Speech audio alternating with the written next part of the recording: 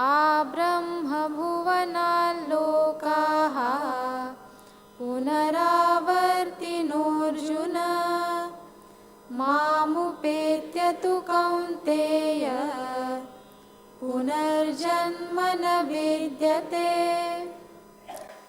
Now Krishna senses that he's got Arjuna. He's made an impact on Arjuna and hopefully on all of us. So he continues, he says, "Oh Arjuna, the worlds including Brahmaloka, means heaven, the world of Brahma, are subject to return because they are all within the purview of desire.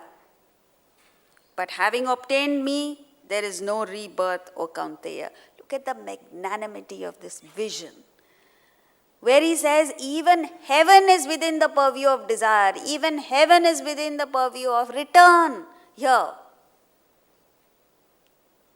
And yet, all says, if at all anyone is interested in anything spiritual or religious, they are only concerned with heaven. I want to go to heaven. But here he says, heaven is a waste of time. Waste of time because you live there, as he continues. He says it's just a supersensuous state. It's a state in which the enjoyments that you have, the worldly enjoyments, are magnified many, many millions of times over. And you reside there for a long period of time. But at the end of it, you still have to come back. And why must you come back? Because you still have desires. And then he points out, he's suggesting that, but having obtained me means a person who has this spiritual urge understands even Brahmaloka falls short.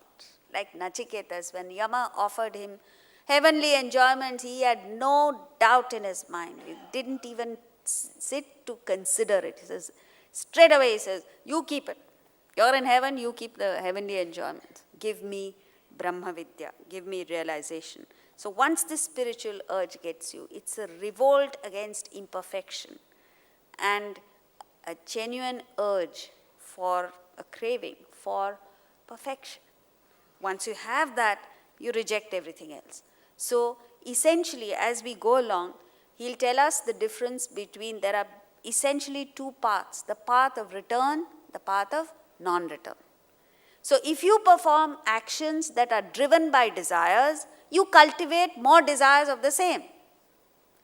So let's say the vast majority of human beings, all of us, are performing selfish actions.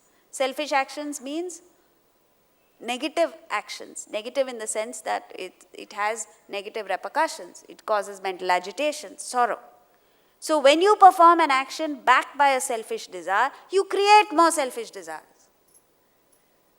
So you accumulate what they call as papa, mental agitations. What happens to such a person after death?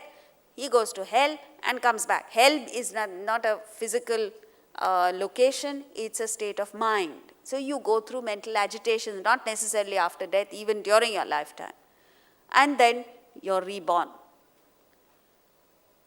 Slightly better than that is where you perform actions backed by unselfish desires. You genuinely want to do good to society. You have a very strong desire to do service for people. That's a good action, punya. But then it is still backed by desire. So you create more desires of the same kind. So what happens to such a person? After death, goes to heaven. Meaning, his mind is in a state, he's so calm, so tranquil, that he enjoys everything to the fullest. That's what it means. The rest of us are not able to enjoy even what we have. He enjoys everything to the fullest. His karma is so positive, so powerful, that good things happen to him. But at the end of it all, he still acquired desires. So he has to come back. What's the way out? The path of non-return. The path of non-return also, there are two kinds. One, where a person is enthused, inspired to follow the spiritual path and go beyond the world, but he's not focused enough. So he strays into desire-ridden positive actions.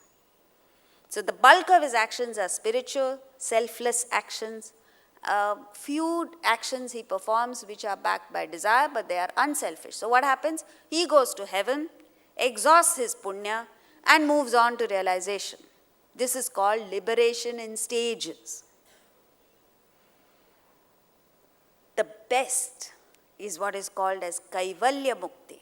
Kaivalya Mukti means liberation here and now. Such a person doesn't want to waste his time in heaven. Couldn't be bothered with desire-ridden activities.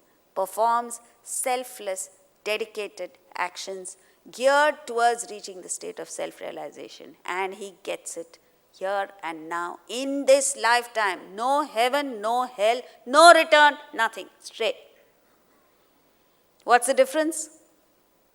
Kaivalya Mukti is like taking the non-stop flight from Delhi to New Jersey, right? 14-hour flight, straight, you get into the plane and you get off there. No stops, no transit halts, nothing. Kaivalya Mukti is like that. Liberation in stages is you go from here to Delhi, Delhi to Dubai, Dubai to London, London to New York, highly complicated, but eventually you get there. Path of return is, you go from here, you know what is called, if you have a free ticket, subject to load, they call it. Subject to load means you take the first leg from here to Delhi and you're offloaded. So what do? Come back and wait for another flight.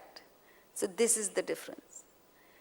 The difference is, if you really want to get to their destination, you couldn't be bothered with halts, you couldn't be bothered with stops, and certainly you don't want to come back. You want a one-way ticket to, not New York, realization.